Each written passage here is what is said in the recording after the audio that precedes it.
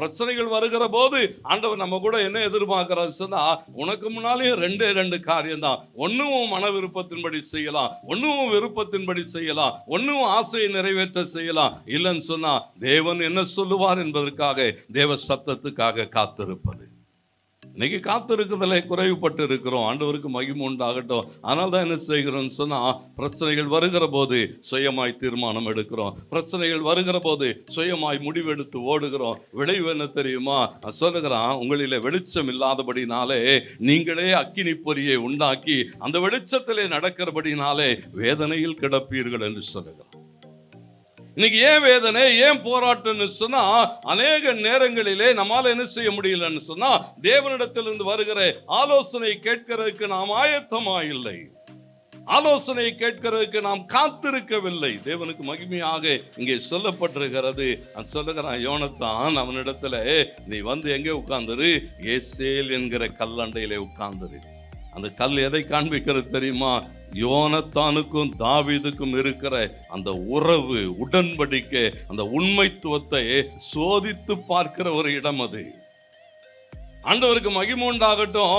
அது ஒரு சோதனையின் இடம்.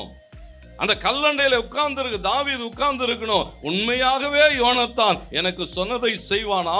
உண்மையாகவே யோனத்தான் எனக்காக பரிந்து பேசுவானா?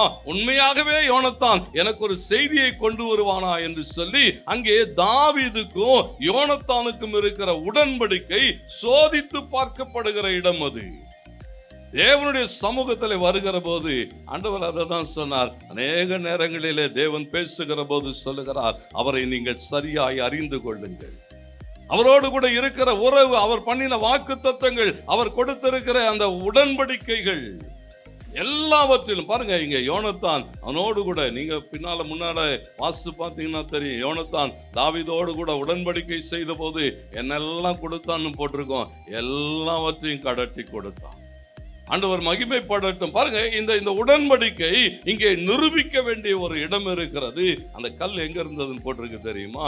எருசலேமுக்கு அருகாமையில் இருந்த ஒரு கல், எருசலேமுக்கு வெளியே இருந்த ஒரு கல். தேவனுக்கு மகிமை உண்டாகட்டும். அவர் நம்முடைய நிந்தைகளை சுமந்து கொண்டு, அப்போஸ்தலனாகிய பவுல் எபிரேய சபைக்கு எழுதுகிற போது அப்படித்தான் சொல்லுகிறார். அவர் நம்முடைய நிந்தையை சுமந்து கொண்டு பாளையத்துக்கு புறம்பே பாடுபட்டார்.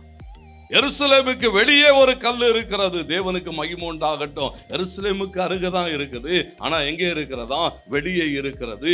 சொல்லுகிறான், அந்த கல்லண்டையிலே வந்து உட்கார்ந்துரு. யோனத்தான் சொல்லுகிறான், நீயும் நானும் சந்திக்கிறதுக்கான ஒரு இடம் அதுதான், ஒரு குறிப்பு அடையாளம் அதுதான். அந்த அடையாளத்தாண்டையிலே நீ என்ன செய்ய வேண்டுமானால் வந்து காத்திருக்க வேண்டும் சொன்னா, தாவீதுனுடைய இன்றைய சூழல் மாற வேண்டுமானால் வேற ஆப்ஷனே கிடையாது. ஒரே ஒரு ஆப்ஷன் தான், ஏசேல் கல்லண்டையிலே வந்து உட்கார்ந்து இருக்கணும். இன்னைக்கு நமக்கு அதுதான். தேவனுக்கு மகிமை உண்டாகட்டும். உன் வாழ்க்கையை மாற்றக்கூடிய ஒருவர் உனக்கு உண்டு.